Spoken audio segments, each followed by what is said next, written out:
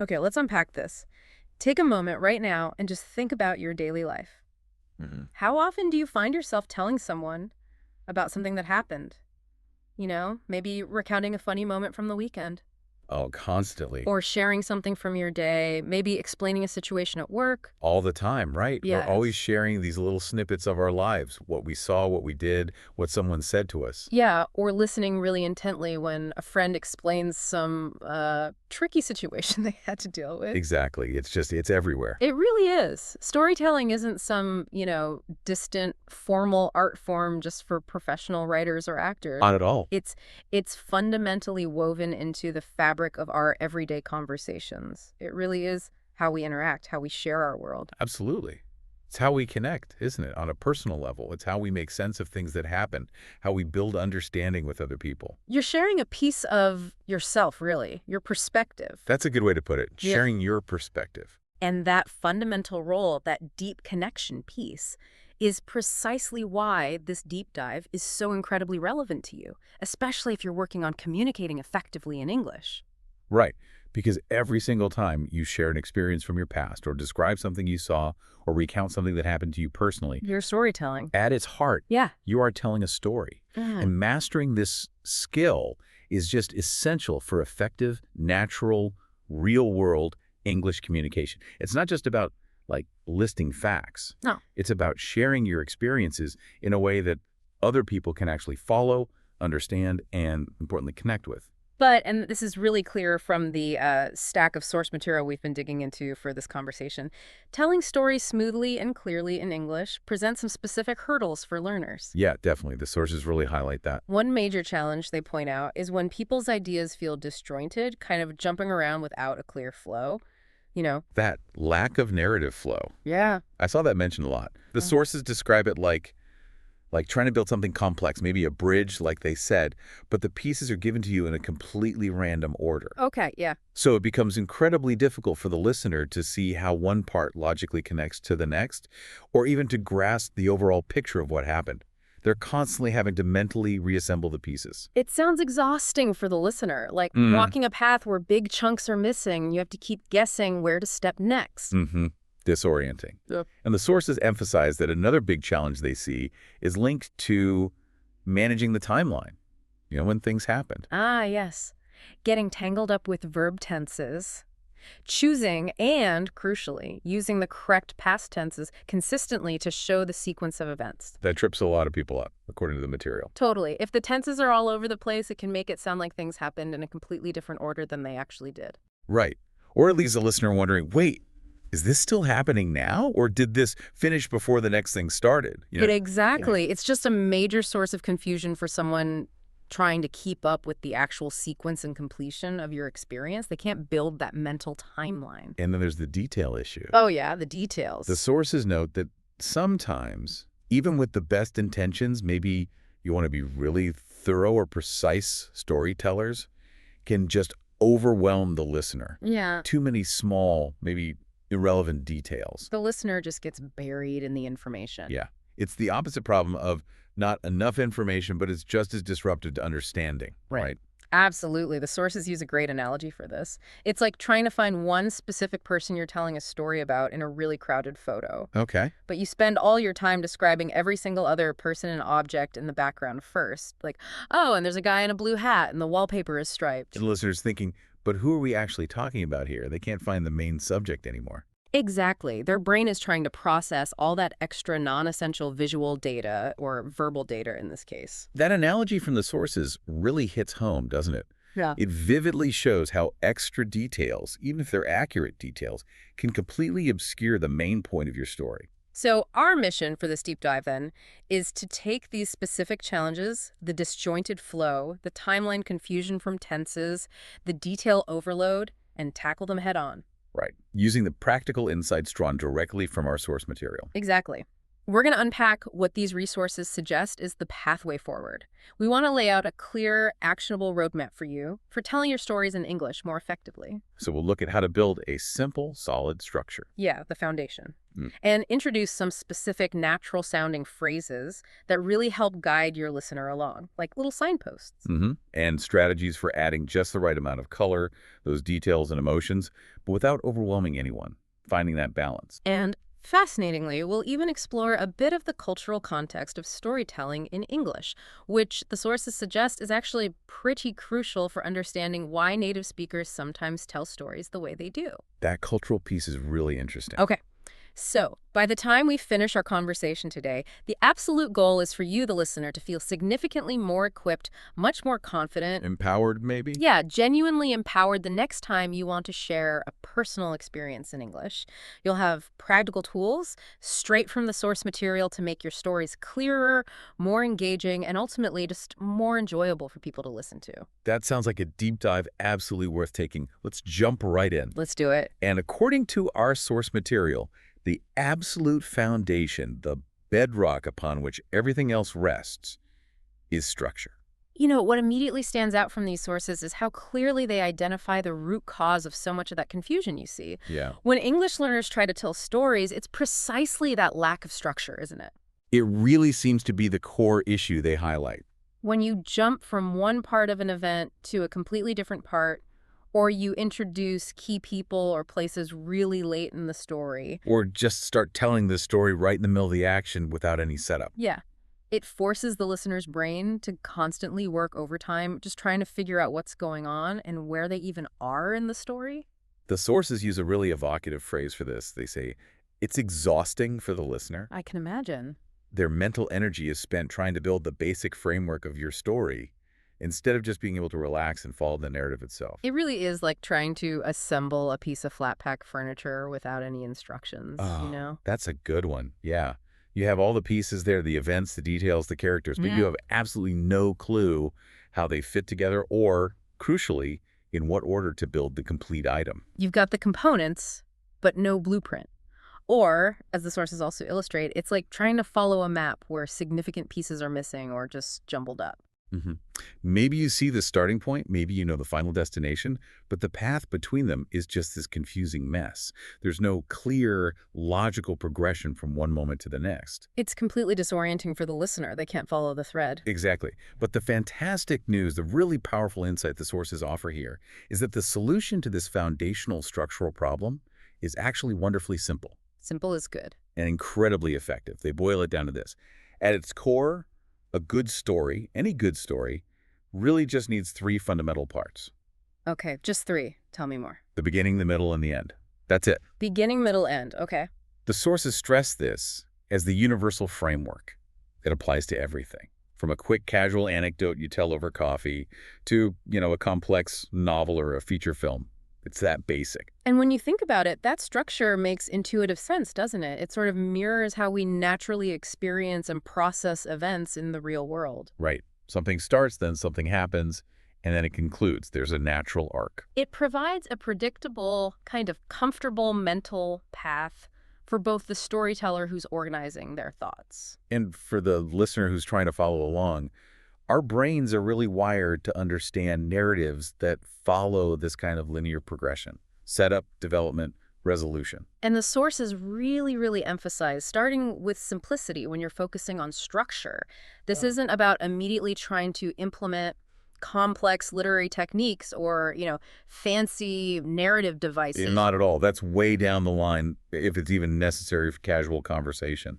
The most impactful initial step, the one that gives you the biggest bang for your buck, according to these materials, is internalizing this core three-part model. Just BME, beginning, middle, end. Use it as your mental guide, your organizing principle, before you even open your mouth to tell the story. Use it to figure out, okay, what belongs in the start, what's the main bit, the core event, and how does it actually finish? What's the outcome? Exactly. And focusing on this simple three-part structure is crucial for a few specific, really insightful reasons that the material highlights.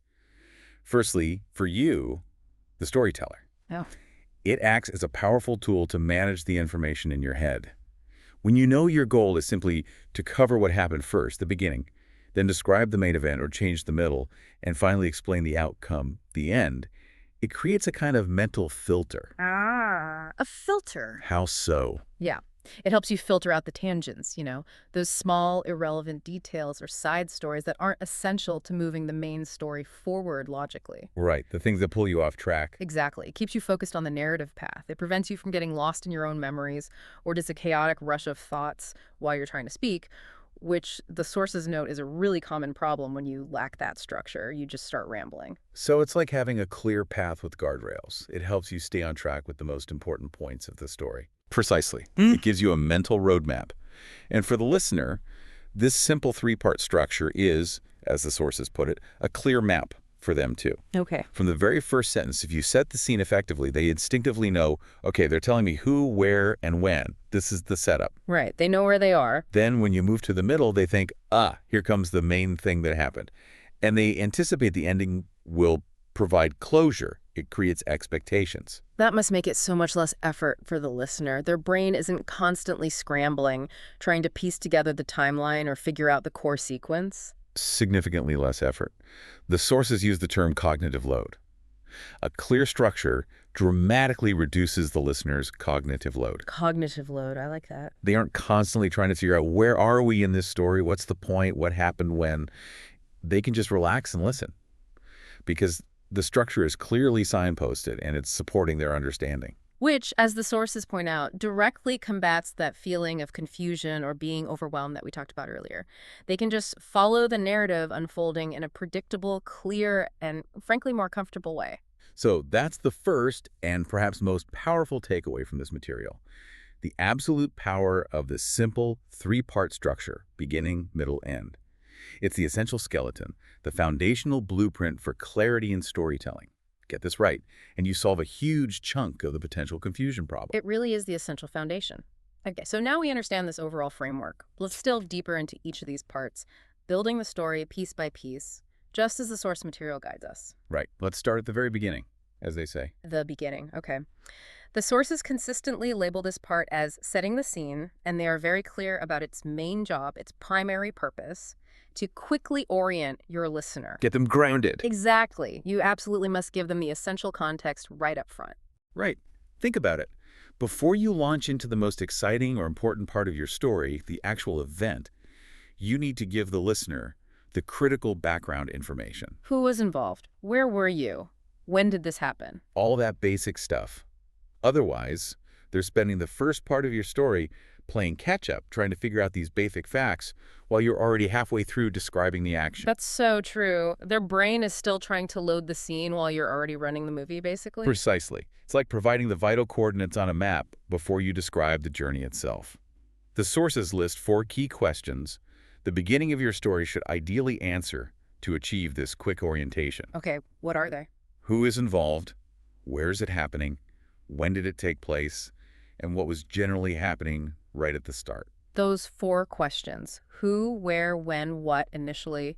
They're like the absolute minimum information needed for the listener to feel grounded. Exactly. They need that framework. And the sources give a fantastic, wonderfully concise example sentence that manages to hit all 4 of these points in just one natural-sounding sentence. It's a real masterclass in efficient scene setting. It really is. And that sentence, as given in the sources, is, Yeah. Last weekend I was at a coffee shop with my friend, and we were just chatting about work. Okay, let's quickly break that down using the sources analysis because it perfectly illustrates how much crucial information can be packed into just a few words when you do it right. Definitely. Last weekend? Boom. That clearly answers when the story happened. It gives the listener a specific time frame immediately. Simple and clear. I and my friend, that tells us who is involved. We know the main characters right away. Got it. At a coffee shop, that answers where the story is taking place. It provides the physical setting, allows the listener to start visualizing the location. And we were just chatting about work. That answers what was happening at the very start.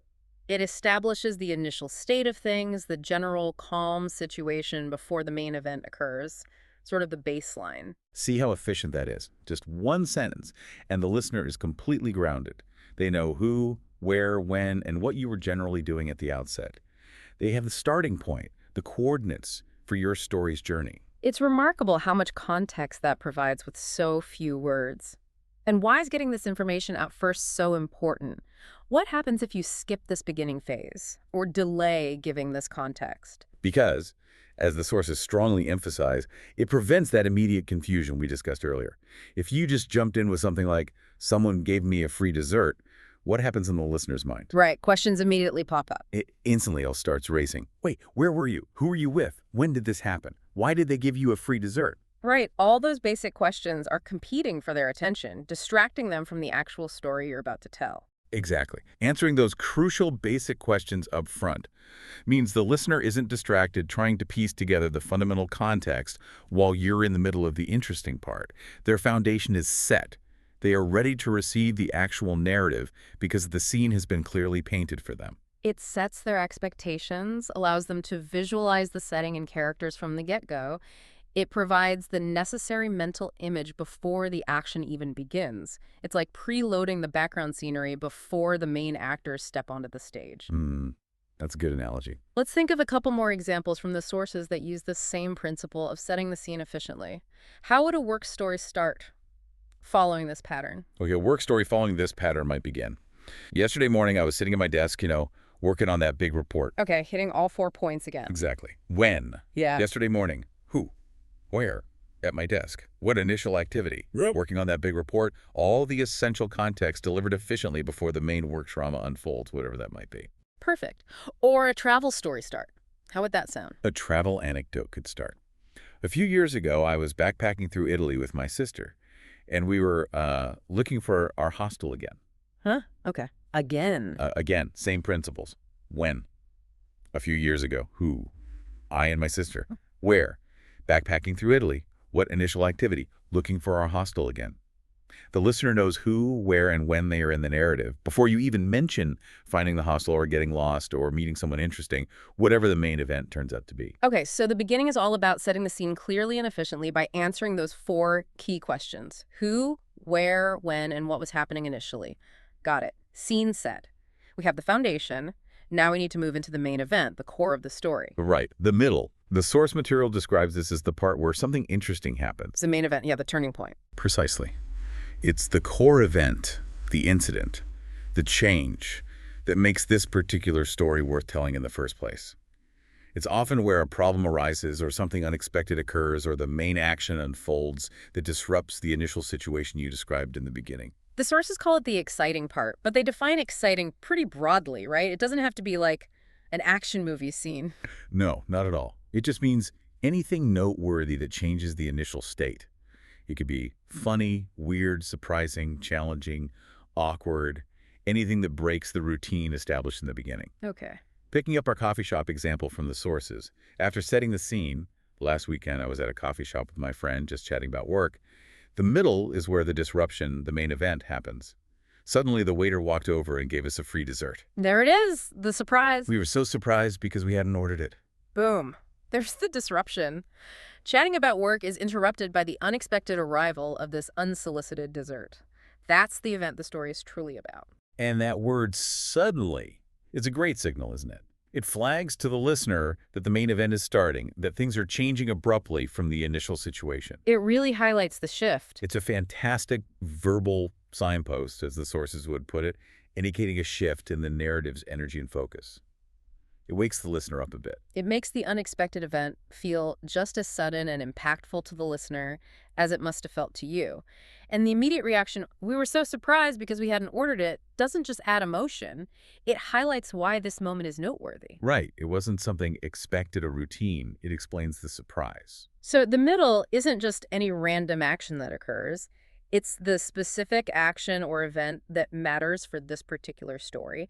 It's the reason you're telling it. Exactly. It's the central point, the core conflict, the surprising incident. It's essentially the plot of your narrative, the sequence of key events that move the story forward from the setup in the beginning. Right. Without the middle, you'd have a beginning and maybe an end, but no actual story connecting them. The listener would know where you were and how it finished, but they'd be missing the entire central experience, the reason you're even telling the story in the first place. It's the engine that drives the narrative forward. It's the meat on the bones of that structural skeleton we talked about. It's the answer to the listener's implicit question, so what happened? It's why you decided to share this experience. Okay, makes sense. And once that main event or sequence of events in the middle has concluded, the story needs to, well, wrap up. It needs to find its conclusion. Which brings us naturally to the end. The sources clearly state that the purpose of the end is to provide closure, resolution. Yeah, tie things up. It tells the listener what happened as a result of that middle event, how the situation finished, and ideally brings it all to a clear, satisfying conclusion. So finishing our coffee shop story, the ending provided in the source material ties up the loose ends from the unexpected dessert. It turned out that the dessert was for another table. The explanation. But the waiter told us to keep it. It was such a nice surprise. See how that clearly resolves the situation? Introduced in the middle, it answers the questions raised. Yes, it turned out that the dessert was for another table, explains why the unexpected thing happened. It answers the implicit question in the listener's mind about the dessert's mysterious arrival. The mystery is solved. Okay, the confusion is cleared up. Makes sense now. Exactly. And then, but the waiter told us to keep it, details the final outcome. A clear resolution to the situation. You got to enjoy the free dessert anyway. Nice bonus. And finally, it was such a nice surprise, summarizes the overall feeling or takeaway from the experience, reinforcing the positive end to the anecdote. It gives that final emotional note. And why is having a clear ending so important? The sources say without one, the story just feels unfinished, right? It just sort of stops. Totally. It just kind of trails off awkwardly. It leaves the listener hanging, thinking, is that it? Was something else supposed to happen? What was the final result? You don't want them feeling that way. No, that's unsatisfying. A good ending provides that vital sense of completion. It gives the listener the final takeaway, leaves a clear impression, makes the entire narrative feel whole, and, as you said, satisfying. Like the final chord of a piece of music resolving. That's a perfect analogy. Okay, so to quickly recap that core structure based on the source guidance, start by setting the scene. Clearly, that's the beginning. Who, where, when, what, initially. Describe the main action or interesting event that disrupts the scene. That's the middle. The core event, the change. And finish with a clear resolution or outcome. That's the end. Explains the result, provides closure. That simple three-part framework is incredibly powerful for clarity and comprehension. It really is the blueprint. Get that right, and you're halfway there, probably more. Now, we talked about how structure provides the essential skeleton, but to make stories lively, engaging, and sound like natural English conversation. Not just like a report. Exactly. You need more than just a skeleton. You need to add flavor, dynamics, the kinds of phrases native speakers use almost without thinking to guide the listener along. Right. These are the natural expressions, what the sources call verbal signposts. Verbal signposts. I like that. They aren't strictly necessary for the literal meaning of the words, maybe, but they are crucial for making the story flow smoothly, keeping the listener's attention, and sounding conversational rather than like you're just listing facts in order. Like adding directional arrows to your map. Yeah. Once you have the structure in mind, incorporating these phrases helps the listener navigate your story much more easily and naturally. Exactly. They make your English sound much more natural and dynamic. Okay, so how do you grab your listener's attention right from the start, signal that a story is coming, and pique their interest? A hook. The hook. The source material gives some great examples of opening phrases specifically for this. These are like explicit invitations to listen, creating intrigue immediately, or setting a specific tone for the story. Okay, what kind of phrases do they suggest? Well, they list examples like, "You won't believe what happened to me." Oh, I love that one. It creates instant curiosity, doesn't it? Your listener immediately thinks, okay, tell me, what was it? It's an immediate hook. Right. It sparks that instant what reaction, or a slightly more interactive approach. Guess what? Yeah, that pulls the listener in directly. They feel like they're part of the setup. They have to respond, even mentally. Exactly. Or if the story is specifically meant to be humorous. Yeah. Something like, "So the funniest thing happened the other day." That immediately tells your listener the tone, right? They know to prepare to be amused before you even get into the details. It sets the expectation for humor. Precisely. Using phrases like these makes your introduction feel spontaneous, engaging, like you're sharing something genuinely interesting with a friend. They signal, okay, everyone, lean in. This isn't just a routine report. This is a story. They prepare the listener's brain to engage differently, maybe to be entertained. Okay, so you've hooked them with a phrase like that. You've set the scene properly with your beginning. Now you're moving into the middle, describing the main event, the action, the disruption. How do you make that part feel dynamic? How do you signal a turning point, highlight something unexpected, or maybe build a little suspense to keep them invested. This is where another set of phrases comes in, specifically highlighted by the sources for use in the middle section. These are phrases designed for adding drama, signaling a key action, or marking a moment where things change significantly or something surprising happens. Okay, give us some examples from the material. What should people listen for or try to use? Well, things like all of a sudden or out of nowhere. These have a very similar feel and are just great for introducing unexpected events. Yeah, they sound abrupt. They do. Also, the seemingly simple phrase, and then, which is actually crucial for showing sequence clearly, and another powerful one, to my surprise. Okay, let's dig into those a little. All of a sudden, out of nowhere. They feel very abrupt, don't they? They inject that feeling of suddenness right into the story, mirroring the shock or surprise you might have felt when the event actually occurred. They do. They make the unexpected event feel just as sudden and impactful to the listener as it was to you. They draw immediate attention to that specific moment of change. It's like a little jolt in the narrative. And then seems so basic, but I guess it's incredibly important for just clearly linking one action to the next within the middle part, especially if there's a sequence of things happening. Incredibly useful, yes. Yeah. It links actions together clearly, keeps the sequence crystal clear, and prevents confusion about the order of events within the middle section itself. It's a real workhorse phrase for narrative flow. Don't underestimate it. Okay, noted. And to my surprise, that's quite powerful because it explicitly states your immediate emotional reaction to what happened. It helps the listener connect directly with your internal experience in that moment, building empathy. It tells them not just what happened, but how it landed on you. So using these phrases strategically in the middle really breaks up any potential monotony, highlights the key moments, signals the turning points. It's like you're putting an exclamation mark on the important actions, saying, listen up, this part matters, or here comes the twist. Exactly. It adds dynamism and helps the listener understand why this particular action or event in the middle is significant to the story you're telling. Okay, so the core events have unfolded. The middle has done its job. Now you need to bring the story to a smooth, effective close. You hooked them at the start, guided them through the middle. Now you need a good landing. Right. You need a phrase that signals the end clearly, maybe summarizes the feeling or the outcome, stops it from just stopping abruptly, leaving the listener confused if you're finished or not. And the source material provides specific phrases for this final act too. Things like, in the end. Very clear. Signals conclusion. Okay, they're wrapping up now. Or, and that's how it all happened, which feels very conclusive, like the story is complete.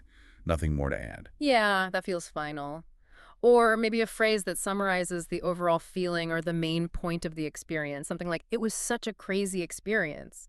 And you could swap crazy for funny, surprising, frustrating, memorable, whatever accurately captures the tone and outcome of your specific story. Right, like, it was such a lovely afternoon, or what a stressful situation, you know. Mm-hmm. Using these ending phrases, as the sources advise, prevents the story from simply fizzling out or ending with an awkward silence where the listener isn't sure if you're done. Avoids that, Yeah, moment. exactly. It provides a clear, satisfying conclusion. They know the story is finished, they understand the result or the final feeling you want to convey, bringing everything to a neat and tidy close. Okay, so incorporating these specific types of expressions for starting strong, building dynamics or suspense in the middle, and signaling a clear end really adds layers of naturalness and engagement to your story.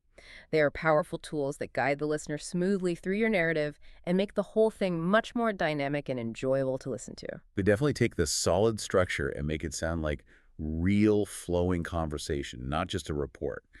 Now, structure gives us clarity, connecting phrases, and sure flow. But what makes a story truly stick with someone?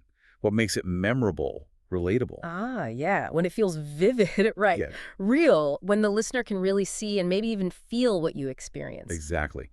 Adding color, sensory details, and conveying your emotions. This is where the story moves beyond just a sequence of facts and actually comes alive for the listener. This is about painting a picture with your words, helping the listener visualize the scene, the people, the objects. And just as importantly, helping them understand and perhaps even feel the emotions you experienced during the event, sharing that internal landscape. But here, the source material gives us a really important warning. They highlight a crucial point of balance that is often overlooked and can easily go wrong. This is critical. The sources strongly advocate for adding specific details, descriptive language, sensory information, and for conveying your emotions. They see immense value in this for making a story come alive, helping the listener visualize the scene and connect with how you felt. They emphasize that this richness is what makes a story engaging. But, and this is the really big caution, the sources explicitly stress, they say, be careful, not too many details. Why is that balance so important? It seems counterintuitive. You'd think more details would just add more clarity, more information for the listener, make it richer. It does seem logical, right? You want to give them a full picture. But the sources explain that adding too many details can actually backfire significantly. It can make your story boring, tedious, and ultimately just overwhelming or confusing for the listener. How does that happen? What's the impact on the listener's ability to follow if there's too much detail? Well, going back to an analogy the sources use, imagine you're telling a story about meeting someone interesting. If you describe every button on their shirt, the precise color of their shoelaces, the pattern on the wallpaper in the room, the number of chairs, unless those minute details are directly relevant to the core point of your story. They just become clutter. Right. Unnecessary noise that distracts from the main thread. Exactly. They become cluttered. The listener's brain has to process all this extra non-essential information, and it actively prevents them from focusing on the main narrative thread. It's like trying to find one specific important star in the night sky while someone is pointing out and meticulously describing every single grain of sand on the beach. Wow, yeah. You completely lose sight of the significant point because you're drowning in irrelevant data. You really do. So the key is not about listing all the details you remember. It's about selecting the right ones, the impactful ones that genuinely serve the story and help the listener understand, visualize, or connect rather than hindering them. Be selective, be purposeful with your details. Precisely. And the source material gives a great contrast example to illustrate this difference between a basic description and one that adds just the right amount of impactful detail. Okay, what's the comparison they use? They compare the simple statement, I saw a dog, which is fine, but very basic, Okay, functional, but not engaging. compared to a description that's richer and more engaging. I saw the cutest golden retriever running around the park. Okay, let's break down, based on the source's analysis, why that second sentence is so much more effective for storytelling. Well, first, cutest. That's not just a factual observation about the dog's appearance. Right. It's subjective. Yeah, it's your opinion, your feeling. It conveys your emotional reaction to the dog. It adds your personality, your perspective to the narrative, and it instantly connects the listener to how you felt about the dog. It builds a little bit of a relationship with the story right there. Okay, makes sense. What else? Then, golden retriever. That's specific. It's not just any dog, it's a particular breed. This gives the listener a much clearer visual image. Most people have a good idea of what a golden retriever looks like, so they can picture it much more vividly than just a dog. Much more concrete, yeah. Yeah, Less abstract. absolutely. And finally, running around the park. That adds context, action, and setting. It puts the dog into a scene, doing something dynamic, rather than just being a static object you observe somewhere unspecified. So those few additions, cutest golden retriever running around the park, they transform a basic statement into something that, as the sources say, makes the story come alive. They paint a picture. Exactly. They are impactful because they add visual richness, emotional context, and specific action without adding unnecessary clutter. They help the listener visualize the dog vividly and connect with your experience without getting bogged down in irrelevant facts like what color its collar was or how many blades of grass were in the park. Unless the collar was key to the story somehow. Right. Unless the collar was the clue that solved the mystery or something. It's about choosing details that serve the story, that enhance the mental image and emotional connection, not describing every tiny observation you made just because you remember it. Okay, so select details that add meaning or vividness and skip the rest. And it's not just physical details, right? Conveying your feelings is just as important, perhaps even more so, for building that connection and making the story relatable. Crucial. How you felt during the experience is a huge part of the story itself. The sources give another excellent contrast here, comparing a simple statement of emotion. I was surprised. Okay, grammatically correct tells us the basic emotion, but maybe a bit flat. Doesn't convey much intensity. Right. Compared to a more expressive way of conveying surprise, I was shocked. I couldn't believe it. Okay, shocked immediately feels stronger than just surprise, doesn't it? It suggests a much higher level of astonishment or disbelief. More intense. It indicates a greater intensity of the emotional reaction. And adding, I couldn't believe it, amplifies that feeling even further. It shows the depth of your reaction. It wasn't just a mild surprise, it was profound astonishment that left you momentarily reeling, perhaps. So the sources emphasize that using these stronger, more precise words for emotions helps the listener feel what you felt more accurately. Mm. It helps them understand the intensity of your experience and connect with it on a deeper level. Absolutely. When you choose words that accurately reflect the intensity of your emotions, whether it's immense joy versus slight happiness, furious anger versus mild annoyance, crippling fear versus slight nervousness, complete excitement versus mild interest, you invite empathy from the listener. They can better relate to and understand your experience if they grasp the level of emotion. Exactly. Using more precise, potentially stronger emotion words makes the story resonate more emotionally and creates a deeper connection. Was it just a little happy, or were you absolutely ecstatic? Were you slightly annoyed, or were you completely furious? Those precise words make the story hit harder emotionally. So the key takeaway here is, be expressive with both details and emotions. Use descriptive language to help the listener visualize, and use accurate, potentially stronger emotion words to help them feel what you felt. But, and this is the part to constantly remember, always keep that balance in mind, as the sources put it. Don't overdo it. Don't overdo it with too many irrelevant details or overly dramatic language for a minor point. Find the right level. Right. The goal, derived from the source's focus on effective communication, is vivid, engaging storytelling that enhances connection and understanding, not overwhelming the listener with every tiny observation or fleeting feeling you had. Select the details and the emotion words that have the most impact and move the story or connection forward. Be expressive, be selective, be balanced. That seems to be the art of adding color effectively. Okay, so we've covered the essential blueprint, that simple three-part structure. We've looked at the phrases that add flow, dynamism, and act as verbal signposts. We've explored the art of adding color and feeling with balanced details and emotions. But there's still that piece we identified right back in the introduction. The timeline confusion often caused by verb tenses. How do the sources guide us on handling tenses within this narrative framework? Because that seems crucial for clarity. That's a critical point, because even with perfect structure and vivid details, if your tenses are confusing, the listener will just lose track of the sequence of events. It undermines everything else. Right. Now, while the sources we used weren't, a dedicated grammar textbook focused solely on tenses. No, they were more about the overall storytelling strategy. Exactly. But their emphasis on clarity and chronological flow strongly implies a need for consistent tense usage to support that structure. You can see it in the examples they provide. Okay, so we can infer the principles for tense usage from their examples and that overall goal of clarity. Precisely. If the goal is to make the timeline crystal clear, then the tense usage must reinforce that clarity.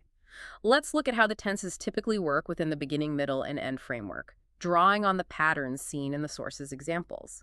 Okay, so in the beginning, when you're setting the scene and describing what was generally happening at the start, what tense pattern do the examples show? In the examples, like we were just chatting about work, or we were looking for our hostel again, the sources often use the past continuous tense. That's the was or were, plus the ing form of the verb. Ah, okay, past continuous, like I was walking down the street, the birds were singing. Exactly. This tense is perfect for describing an ongoing background action or situation that was happening at the start of your story when the main event interrupted it. So past continuous sets the static scene, the background activity. I was sitting at my desk, the sun was shining, they were waiting for the bus. It paints the backdrop. Exactly. It tells the listener, this was the situation, this was the activity in progress when the story began. It creates that initial setting. Okay, makes sense for the beginning. And then what happens in the middle when the main event occurs? The disruption, the key actions. What tense do the sources use for those? For the main actions, the specific events that happen one after another, the turning points, the disruptions, the examples consistently use the past simple tense. Past simple, like walked, gave, saw, felt. The basic past form. Right. Suddenly the waiter walked over and gave us a free dessert. I saw a golden retriever. I felt a sudden pain. Okay, past simple for the sequence of main events. He opened the door. She told me the news. They decided to leave. Yes. The past simple is the absolute workhorse tense for narrative in English. It tells the listener about completed actions that happened at a specific point in the past, and crucially, it signals the sequence of those main events. If you use past simple consistently for the key actions in your middle section, the listener understands that one action followed the other in that specific order. It builds the chain of events. Got it. Past continuous for the background setup in the beginning, past simple for the sequence of main actions in the middle. What about the end, the resolution? How does that work, tense-wise? The end typically continues using the past simple tense because you're usually describing the final sequence of completed actions that brought the story to a close, or the final state. Okay. It turned out that the dessert was for another table, the waiter told us to keep it, it was such a nice surprise. These are all past simple verbs describing the final state or actions of the story. Okay, so past simple for the resolution, too. It feels like the main narrative spine, the sequence of key events from the middle right through to the end, is built using the past simple. Precisely. Past simple is the main tense for moving the story forward through its sequence of core events. Past continuous is primarily used back in the beginning to set the scene with that background activity. Now, there's also the past perfect tense. The had done one, like had forgotten. Exactly. Had plus the past participle. This tense is sometimes useful in storytelling, though maybe less common in really simple short anecdotes. Okay. When would you use past perfect based on the goal of clarity the sources emphasize? When is it necessary? You use the past perfect to talk about something that happened before the main events of your story's timeline. So before the past simple sequence started. Okay, an earlier past. Right. For example, if you're telling a story about getting lost yesterday, main story using past simple, but you want to explain why you got lost, you might say, I realized I was lost because I had forgotten my map back at the hotel. Okay. The forgetting the map happened before the realizing you were lost or the getting lost actually started. Exactly. Had forgotten signals an action that was completed at some point before the main narrative you're telling in past simple began. The source's focus on a clear timeline implies you need a way to signal these earlier events if they are relevant context for understanding the main story, and past perfect does that job clearly.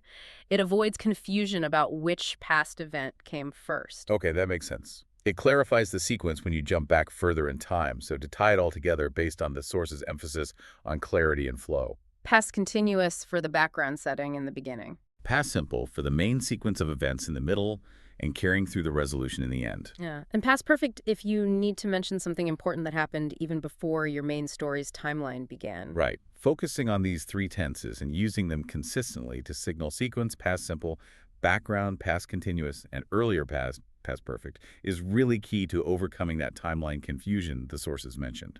It supports the structure and makes the narrative flow much more logically for the listener. That's incredibly helpful. It provides that concrete grammatical tool to match the structural framework and ensure the timeline makes sense. So structure gives clarity, phrases add flow and engagement, balanced details and emotions add vividness and connection, and consistent tense usage ensures the timeline is clear. Exactly. These elements all work together beautifully when you get them right. Now, we also discussed the cultural dimension. The source material brings up some fascinating insights about how storytelling operates within English-speaking contexts, which is vital for understanding not just how to tell a story effectively in English, but also why some of these techniques are so valued. Right, because it's not just about language rules, it's about social interaction. What did the sources highlight about this cultural side? They really emphasize that in many English-speaking cultures, specifically mentioning American and British examples, storytelling is a really significant and expected part of daily social interaction. Expected. Yeah, expected. People share anecdotes all the time in casual conversations with friends, colleagues, even acquaintances. It's highlighted as a core way people connect with each other on a personal level. It builds rapport. So it's not just for formal occasions or special events. It's happening constantly in everyday chat. Absolutely. And the sources point out something crucial about the purpose of a lot of this casual, everyday storytelling. It's often not solely about conveying information efficiently or reporting facts in the most concise way possible. This is the really interesting nuance, isn't it? It's not just about information transfer. It is. Because significantly, maybe even primarily in some cases, the goal is often about entertainment. Entertainment. Okay. Yeah. That shifts the focus considerably from just pure accuracy or efficiency, which might be the focus in other contexts or cultures. It absolutely does. While the core facts matter, you shouldn't generally make things up entirely in a personal anecdote. The main goal in many casual situations is to engage the listener, to be interesting, perhaps to make them laugh, to share an experience vividly enough to hold their attention and make them enjoy the interaction itself. And this focus on entertainment explains some common practices that might otherwise seem strange or even slightly dishonest to someone from a different cultural background, right? Like the point the sources make about people sometimes choosing to exaggerate a little bit for effect. Ah, yes, the exaggeration part. Particularly mentioning this in the context of American humor and funny stories. Yes, they were quite clear on that.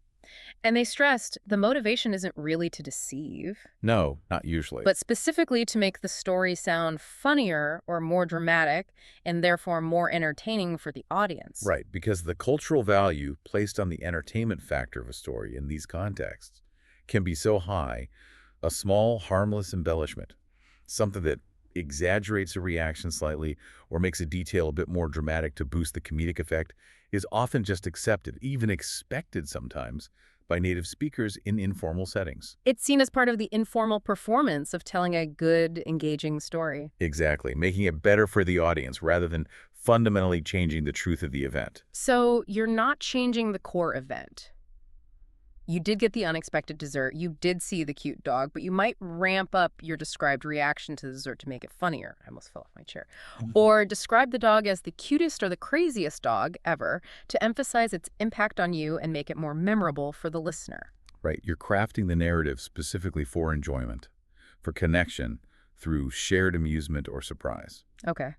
And another huge way stories are made engaging in these cultures, and this is strongly highlighted by the sources, is through nonverbal communication. Using your body, your voice, Mm. not just the words themselves. So important. Crucial. The sources mention that people frequently use gestures, facial expressions, and voice changes in casual conversation when telling stories. It's not an optional extra, it's an integral part of the communication package. You really notice it when it's missing, actually. Totally. And they gave great examples like whispering to build suspense, leaning in. Which physically makes your listener lean in, too. It creates a feeling of secrecy or drama, draws them deeper into the moment you're describing. Or raising your voice for excitement, energy, or surprise. Conveying that peak moment. That helps the listener feel the intensity you felt in that moment. You're conveying the emotion and energy not just through the words chosen, but through the delivery of those words, the tone, the volume, the pace. These nonverbals add such a powerful extra layer, don't they? A well-timed pause before a punchline. Crucial for comedy. A hand gesture to indicate size, it was this big, or movement. Or a facial expression to show shock or amusement or confusion. They all contribute significantly to making the story more engaging, more vivid, and, as the sources put it, more fun. They absolutely convey energy and emotion on a physical level, making the story a more multisensory experience for the listener.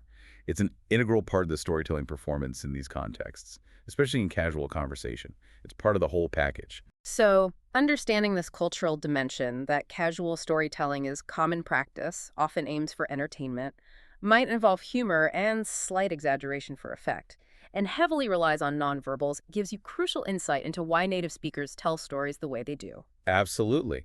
And it helps explain why the structural and linguistic techniques we've discussed are so effective in English communication. They support this cultural expectation for engaging, entertaining interaction. It helps you understand the unspoken rules of this kind of social interaction and why the listener often expects more than just a dry, factual report. They want the experience. Exactly. They want to connect with the experience you're sharing. Okay, so we've covered a lot. The essential blueprint of the three-part structure for clarity, the phrases that add flow and dynamism, the critical skill of adding balanced details and emotions for vividness and connection, consistent tense usage for a clear timeline, and the cultural context emphasizing entertainment and nonverbals. Now, what does all this mean for you, our listener, in terms of actually doing it, putting it into practice? How do you take all this theory and start using it effectively? Right. Because theory is one thing, but active application is where the skill is actually built. The source material is great because it offers a very practical path forward for practice. It lays out a clear challenge broken down into simple, actionable steps, helping you move from just understanding these ideas to actively using them and building confidence. Okay, what's the very first step the sources suggest for putting this into practice? Where do you start? Step one, they say, is simply to choose a story. Think of a short personal experience, something that happened to you recently or something memorable. Keep it simple at first. Yeah, to make it easier when you're starting out, pick something that naturally has that clear beginning, middle, and end structure. The sources suggest picking something maybe funny or surprising or interesting, as these types of events often have a distinct main event that makes the middle part really clear. Got it. Start small with a simple story that already has a clear narrative arc. What's step 2? Step 2 is to apply the structure. Once you have your story in mind, plan it out. You can do this mentally, just thinking through the BME, Okay. or for extra help, especially at the beginning, jot down quick bullet points for each part. Beginning, who, where, when, what was happening initially. Middle, what was the main interesting thing that happened, the disruption, the core event. Yeah. End, how did it conclude? What was the outcome or the final feeling? So map it out first. Map it out. Then practice telling that story, focusing explicitly on following this structure. Just focus on hitting those key points in order, moving logically from beginning to middle to end. Don't worry too much about perfection yet. Just get the flow right. Okay. Choose a story, structure it out, mentally or on paper, and then practice telling it. Concentrating only on hitting those 3 sections in order. And step 3. Step 3 is to consciously try to weave in some of those storytelling expressions we talked about earlier, those verbal signposts. Okay, adding the flavor. Adding the flavor. Don't feel like you need to use every single phrase in one go that would sound really unnatural and forced. But pick maybe 1 or 2 specific phrases you want to try. For instance, consciously include an opening phrase like, guess what? Maybe a middle phrase like, all of a sudden, when the main event happens, and perhaps an ending phrase like, and that's how it all happened, or a phrase summarizing the feeling like it was such a relief. Just pick a few to focus on each time. Yeah, try to include at least 2 or 3 deliberately as you tell the story. Make it a conscious choice for that practice session. So the sequence is, choose a simple story, structure it using BME, practice telling it following that structure, and then actively try to sprinkle in a few key phrases as you practice telling it again. How do the sources recommend actually doing the practice itself? What methods do they suggest? Well, the sources suggest various accessible ways to practice this. You could write the story down first, consciously using the structure, the phrases, and thinking carefully about the details, emotions, and tenses. Writing it out first helps solidify the structure in your mind and lets you choose your words carefully without pressure. That makes sense. Plan it out in writing. Then what? Then you can practice telling it out loud, just talking to yourself. Telling it out loud seems huge. Just hearing yourself say the words, the flow. It is huge. As the sources imply, hearing yourself helps you feel the flow, or maybe where it feels clunky or unnatural. It helps you notice if you're jumping around or if your tense usage is inconsistent. It highlights where you need more work on structure or phrasing or word choice. Oh yeah, you can immediately spot awkward transitions or confusing parts when you say it aloud. Things that looked okay on paper might sound weird. Absolutely. Another great suggestion from the sources is to record yourself on your phone and listen back. Ooh, the dreaded recording. It can be a bit cringeworthy at first, but it's incredibly revealing. It helps you hear exactly how your story sounds to a listener, how clear the structure is, how natural the phrases sound, whether the details are overwhelming or maybe not vivid enough. You become your own audience. That's a really powerful tool for self-correction. And of course, the best case scenario, if possible, Is to share it with another person. Tell it to a language partner, or even just a patient friend or family member who knows you're practicing your English storytelling. Getting feedback, even just simple reactions like, that was clear, or I got a bit lost here, is incredibly valuable for refinement. the key across all these methods seems to be active practice, right? Just reading about structure and phrases isn't enough to actually improve. Not at all. You need to actively do it. You need to tell stories. This builds muscle memory not just in your mouth for pronunciation, but in your brain for organizing your thoughts quickly and accessing the right language structures and vocabulary under pressure. You have to build the skill through repetition. Exactly. Each story you tell, each time you practice applying the structure and adding those layers of phrases and details and emotion, is a chance to refine the skill. It genuinely gets easier, more natural, and more comfortable the more you intentionally do it, like any skill. Practice is everything. The more you intentionally use this simple structure, incorporate the phrases, experiment with balanced details and emotions, focus on consistent tenses, the more natural, clear, and confident you'll become when sharing your experiences in English. Exactly. Start small, focus intently on getting the structure right first, then layer in the language tools like phrases and descriptive words, and gradually refine the color, the energy, the emotional connection, and the timeline clarity.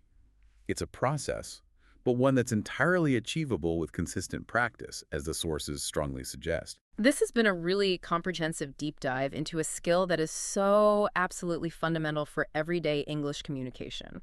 We've taken those key insights straight from the source material and hopefully laid out a clear, practical guide for you, the listener, to follow. Yeah, we've really driven home the need for that simple, clear, three-part structure, beginning, middle, end, as the non-negotiable foundation for preventing confusion and providing essential clarity in your narrative. Get that skeleton right first. We've shown how those specific storytelling phrases can turn a basic retelling into something much more dynamic and engaging, acting like verbal signposts that smoothly guide the listener through your narrative journey, making it feel more like natural conversation. And we've explored that critical art of adding color and feeling with well-chosen, impactful details and emotions, remembering that crucial balance the sources warned about. Captivate with vividness and genuine feeling, but never overwhelm with unnecessary clutter or irrelevant tangents. And we addressed that timeline challenge, showing how consistent tense usage focusing mainly on past continuous for background, past simple for the main sequence, and past perfect for earlier events supports your structure and makes the order of events crystal clear for the listener. And finally, we added that important layer of cultural context, understanding that in many English-speaking contexts, casual storytelling is common practice, often aims for entertainment and connection, might involve humor and slight acceptable exaggeration for effect, and relies heavily on nonverbal communication to enhance the experience. Focusing on these specific elements, all drawn directly from the source material's perspective on effective communication, gives you a powerful, actionable toolkit. It helps you overcome those common issues like disjointed ideas, detail overload, or timeline confusion. And helps you move from feeling hesitant to feeling much more comfortable and effective sharing your personal experiences in English. Absolutely. And just to leave you with a final provocative thought, building on that fascinating cultural piece we discussed, we touched on American and British approaches mentioned in the sources. Now, maybe take a moment to reflect on this. How does storytelling typically work in your native language or culture? That's a really interesting comparison to make, isn't it? Are there differences in the expected structure? Is it always beginning, middle, end, or other structures common? Yeah, is there more or less emphasis on emotion versus fact, on humor, or on exaggeration compared to what we discussed about some English storytelling contexts? How are details typically handled? Is more detail expected or less? Thinking about those contrasts can give you really deep insights into the nuances of English storytelling styles and communication norms. It helps you consciously adapt your approach when speaking English, understanding what might be expected differently, what stands out to you when you compare them, what feels different. Yeah, that cross-cultural comparison really adds another layer to understanding why these specific English techniques we've talked about are highlighted as effective for connection and engagement in this language context. It really illuminates the underlying assumptions. And remember, as the sources encourage, keep talking, keep practicing these techniques deliberately, and try to enjoy the process of learning and sharing your stories in English. Every story you tell is an opportunity to connect with someone. For sure. That's the goal, right? Yeah. Connection. Until next time.